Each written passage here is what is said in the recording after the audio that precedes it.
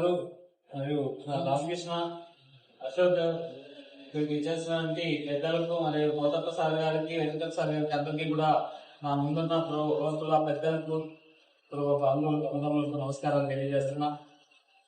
ఈరోజు ఈ సమావేశాలకు చాలా తక్కువ మంది వచ్చారు ఇక్కడ, కానీ యాక్టివ్గా ఉంటారు ఇక్కడ. నేను చూసినాను. ఉన్న జనాభా అయితే తక్కువ తిరుపతిలో ఉండేది. తక్కువ జనాభా ఉన్నా కూడా అందరూ కూడా మంచి సెటిల్ అయిపోయినారు. ఆల్మోస్ట్ అందరూ కూడా మంచి ఉద్యోగాల నుంచి రిటైర్ అయిన వాళ్ళందరూ కూడా ఇక్కడే స్థిర నివాసాలు ఏర్పరుచుకున్నారు. ఉద్యోగస్తులు ఇక్కడే చూసుకుంటే మంచి ఐఎల్ క్యాడర్స్ లో పనిచేసిన వాళ్ళు ఉన్నారు. అదేవిధంగా వ్యాపార పరంగా కూడా మంచి పొజిషన్ లో ఉన్న వాళ్ళు, ఇక ముఖ్యంగా ఇక ట్రావెల్ స్పీడ్ లో కూడా చూస్తే కుర్బ కమ్యూనిటీ వాళ్ళు ట్రావెల్ స్పీడ్ లో కూడా బాగున్నారు. కానీ తక్కువ మంది వచ్చారు. ఉన్న వాళ్ళందరూ కూడా ఉన్నతమైన స్థానంలో ఉన్నందుకు సంతోషం.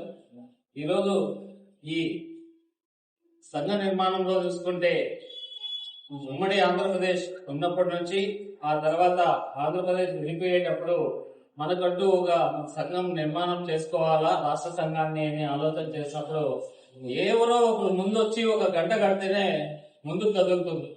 ఆ విధంగా ఆ రోజు మన దక్షిణరావు సార్ గారు ఆలోచించి ఈ ఉమ్మడి ఆంధ్రప్రదేశ్ నుంచి విడిపోయిన తర్వాత ఒక సంఘాన్ని ఏర్పాటు చేసుకోవాలని ఆలోచన చేసినప్పుడు ఒక పెద్ద సమావేశం ఏర్పాటు చేశారు. ఆ సమావేశంలో ఏర్పాటు చేసే వరకు కూడా ఎవరిని అధ్యక్షుడు చేద్దామనేది కూడా అప్పటి వరకు ఎవరికి మనసులో లేదు.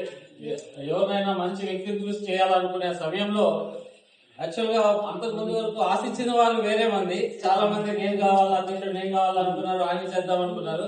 అనుకోకుండా విద్యావంతుడు, బాగా చదువుకున్న వ్యక్తి, న్యాయం తెలిసిన వ్యక్తి, ఈ జిల్లా ఒక జడ్జిగా పనిచేసిన వ్యక్తి మన కృష్ణప్రసాద్ పెడితే బాగుంటుందని ప్రబోధన చేసి సార్ అందరూ